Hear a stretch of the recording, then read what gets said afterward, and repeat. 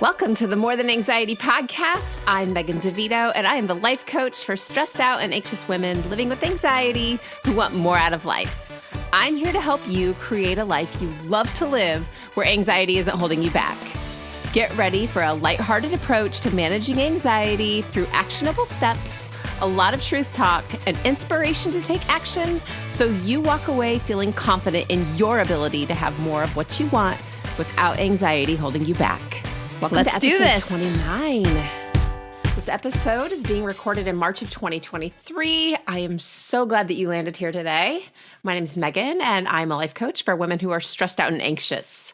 Today, I'm going to talk about why setting healthy boundaries is important and why boundaries might make you feel anxious, and also why not having boundaries makes you feel anxious. So if you're a yes man or a yes woman, this episode is for you. And if you know someone else who is, this episode is probably for them as well.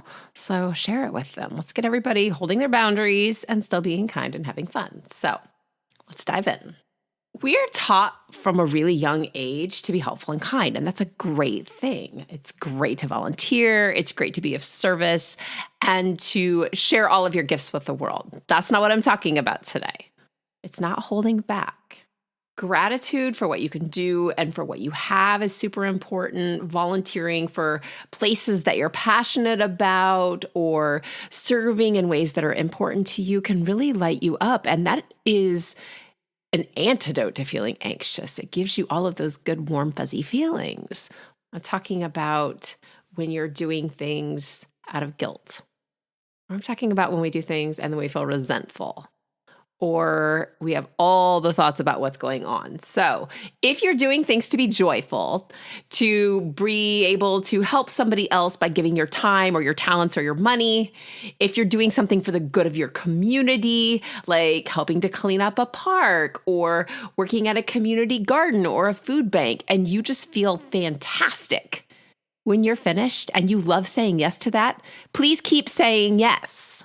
However, if you are judging yourself when you don't say yes because it just doesn't really light you up, or you think you're rude or a jerk, maybe you think, I should have said yes to that, I let them down. Now they're mad, or they can't do whatever their plan was. If you're taking responsibility for those things, that's what we're going to talk about. Or if you're highly sensitive and you're afraid you're going to hurt someone else's feelings and upset them, so you can't say, no, I just don't feel like going out tonight. I just don't want to. Or, no, I can't help the church fundraiser. That throws in all kinds of things, doesn't it? Like maybe, oh, great, now I'm just not doing what God wants me to do, if that's part of your belief system. Another one is, no, I can't watch your kids or your dogs. You don't even have to give a reason. You can just say, no, it's just not my thing. But that can bring up a lot of feelings of guilt or that should word when we start saying what we should do and shouldn't do. Your identity can also be wrapped up into being this person who's always helpful, or you're the go-to person, but not because you love what you're doing or that you know the most about whatever's going on, but because they know you're going to say yes, because you just can't say no. So you would have this thought, those who are able should. This is what good friends do. This is what's expected of me. I'm supposed to be neighborly. These are all thoughts that we're taught from the time that we're really young. And honestly, guys, with good intention, we want people to be helping other people. It's what gives us purpose. It's what really can move us forward in our lives. We don't want to hold back and not share our gifts with other people. But you were given specific gifts and specific likes and dislikes. So if you're overstepping what your likes and your dislikes are to an extreme, that's where we're going. If you're afraid of the consequences, say the thought is, I'm afraid they're going to cut me out if I don't say yes. They're just going to not be my friend anymore. They might say, she's only about herself, or they might get mad, or you're afraid you're going to get fired if you say no to a meeting at 7:00 on a Tuesday. These are all boundaries that you can put in place, and not having those boundaries can make you feel resentful and anxious and exhausted and overwhelmed and burnout. Boundaries keep you from feeling all of those feelings. However, if the thoughts are that you aren't a good employee, or I'm not a good friend, or I should say yes. And by the way, should is always someone else's expectations of what you ought to be doing, they're not necessarily your own thoughts. That would turn it into a want. I want to do this, or I don't want to do this. That's my challenge for you today. Drop the should. I did an episode on this. Stop shoulding on yourself. You'll know this is you if you start prioritizing everything instead of knowing your own values or your likes and your dislikes. That means everything that someone asks you to do or to be involved in or to think takes precedent over what is valuable to you, what you know lights you up inside, what you know is exactly that you're good at and that you want to do. You get excited about helping in these situations. If you don't have those boundaries and everything is okay, that's obviously a lack of boundaries, right? If you keep telling yourself that you love something just to try and make yourself believe it, but you're running on empty, like you've given to the point of having nothing left, so you're just done, you can keep telling yourself that you love it, but that doesn't mean you actually love it. No, I really love going to this meeting. I love it. I love it that people ask me for help. Do you? It's great if you do. However, if you don't, it's time to put those boundaries down. If you let FOMO win, this is really fun for introverts because for me in particular, like we always want to be asked, we want to be included, but do we actually want to go because we just don't want to be left out? This can also show up in like, you know what, I really don't like, let's say someone's going to a concert. I really don't like this band that's playing. It's not my thing. So it'd be like if you asked me to go to a Dave Matthews concert. No offense, Dave Matthews, but I'm just not a huge music fan. This is true for a lot of stuff. I also don't like John Mayer. Not the person, the music. So if you ask me to go to those concerts, I'm a hard pass. But if FOMO gets in my way and my friends are going and I say yes just because I don't want to miss out, where are my boundaries? I could stay home and enjoy something that I love. Maybe that was a bad example. If you let FOMO win, if you go to things because you just don't want to miss out, but your heart's not really in it, if you whisper the word no, but then give all the reasons why to back it up, I just want to remind you that no is a complete sentence. So if your no isn't solid, no, I don't think I want to, but you know what? It's really because I'm tired and I don't want to hurt your feelings. I hope that's okay. I'm really sorry, but yeah, okay, I'll do it. That's not a no. That's I'm going to try and put a boundary down, but I feel really uncomfortable right now. So I'm going to tell you why and hope you say never mind. No means no. If you say yes, but then you feel resentful and overwhelmed. Like, oh my God, they just keep asking me. So yes, I'll do it. I'll watch your dogs for the weekend. I'm allergic to dogs, but I'll do it anyway. I have 10,000 things going on this week, but yes, I would love to come help with your bake sale. If you're doing that, this is what's keeping you stuck in this cycle of not holding your boundaries. It feels like something you should do or that's expected of you, and you're trying to be obliging and you're trying to help everyone. Let's narrow this down because the problem is the feeling that you get when you have to put the boundary down. It's the things that you say to yourself when you're going to actually say no and mean it. What has to happen is you have to let yourself feel a negative emotion, and the brain doesn't like that. Negative means dangerous or bad or threatening. You have to allow the negative feeling that comes with doing something new, like saying no and holding a boundary, to be there. And it's going to be uncomfortable because your brain likes to do the same thing, even when it doesn't like what you're doing. I give this example a lot when I talk about being anxious.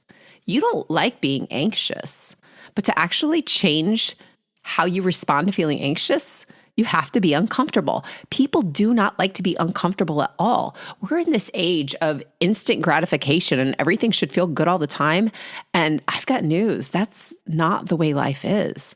Life is 50-50, and we have to learn to embrace being uncomfortable and having negative emotions. This is going to happen when you begin to lay down boundaries, but that's okay. Here's what we do. We learn to feel the uncomfortability and then listen to it. We have to listen to that feeling so that we know why you're not holding your boundaries. Why do I have such a problem saying no to this person in particular? Why do I always feel like I have to be the one to cover? When you can start answering those questions, you find out what it is that you're actually afraid will happen if you hold a boundary. And that comes out in how you feel. It's a stored anxious feeling or an uncomfortable feeling in your body. You have to go to the feeling and you have to listen to it. It's the same way when we're dealing with anxiety. It's just a negative emotion stored in there. The uncomfortable feeling comes from what you're thinking about setting the boundary. What other people think, what you're afraid they might feel. Did I hurt their feelings? Do they think that I really do have time and I'm just making it up? What you fear might happen. They might never invite me again. I might lose my job if I don't say yes to that meeting.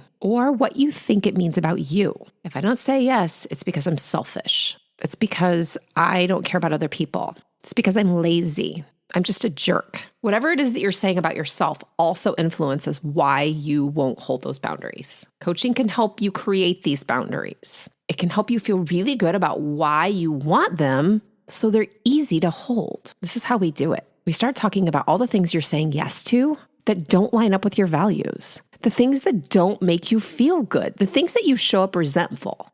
I want you to imagine being able to say no to something and feel really good about it because you know that's not really that important to me. Because what you can do is take that energy that you're investing into doing something that doesn't feel in line with who you are and who you're supposed to be and who you can help. And we find something that does. Because saying yes to something means you have to say no to something else. And the vice versa, right? If you say no to the things that aren't in line with you and you start putting those boundaries down, you get to say yes to all the things that you're gifted at, that you love, that you can really throw your whole heart and soul into. Boundaries open up more opportunities by just weeding out the things that aren't for you. And it is okay to say no. When you do say no, you have more time to do the things that you love. You have less FOMO because you aren't overanalyzing why you should or shouldn't do something. You just say, yes, I want to do it, or nah, thanks for asking though, maybe next time. You realize that you're not missing out on something. It's just the fear that you're going to miss out on something. There's no more anxious people pleasing. You just have the confidence to do the things that you're great at doing that bring you joy. And when you are bringing joy to the party, and when you're bringing joy to how you're serving, and when you're bringing joy to what you say yes to, other people get to experience that. Because I'll bet that you've been in a situation where someone has showed up and said yes to something, and you know they don't want to be there. It's in their body language, it's in their energy, it's in the words they say, it's in the expression on their face. And you're stuck trying to make them happy. They don't want to be there. Don't worry, it's okay. You can leave early. I'll cover for you. And then your boundary's gone again. Don't be that person. We want you to show up with everything you've got. And creating boundaries is the key to not feeling anxious about saying no and to feel really great about saying yes. I can help you figure out what your values are. I can help you figure out what it is that you really want to do and what you absolutely don't want to do. We can get to the thought that you have about saying no. What are you saying about yourself if you say no? What do you think's going to happen if you say no? And then we can find the truth. The truth is, that's just not for you. And there are so many other things are. You're going to feel so incredibly confident in your ability to do the things that are helpful and giving and that make you feel like you are doing exactly what you were created to do without the guilt. It's so simple, but you have to be willing to feel uncomfortable and you have to talk to me about it. I can't just jump through your phone or wherever you're listening to this podcast and be, all right, here's what you have to do. No, we have to have a conversation. The conversation's super simple. You can schedule it using the link in the show notes. It's called a consultation call. A consultation call is a phone call that you can schedule. Then you give me a call at the time that you picked. So it just takes you to my calendar. You pick a time that's available for you, and then you give me a call. We talk on the phone for about an hour about what your issues are with saying no. I'm afraid to say no, so I say yes to these things. Oh, okay. How do you feel when you do that? What would you rather do instead? Do you want to hold these boundaries? Do you just want to stop feeling guilty? Do you want to stop feeling anxious or burned out? We'll talk about all of those things. I have lots of questions. I always ask lots of questions, and you just get to be curious. There's no judgment. There's no catch to it. It's just about you feeling the way you want to feel and getting what you want so that you're doing exactly what's in line with you. We need this entire world running with everyone at their very best. You can schedule that call, like I said, with the link in the show notes, and you can talk to me next week. We can go over all the things that are waiting for you when you put down boundaries. We can talk about coaching. We can talk about what that would look like. It's time for you to get in line with what you want. And creating boundaries is that step. I'm really looking forward to talking with you, and I will be back next week. I hope you enjoyed this episode of the More Than Anxiety podcast. Be sure to subscribe and leave a review so others can easily find this resource as well. And of course, when you're ready to explore coaching with me, jump to the show notes, click the link, and schedule time for us to talk. See you soon.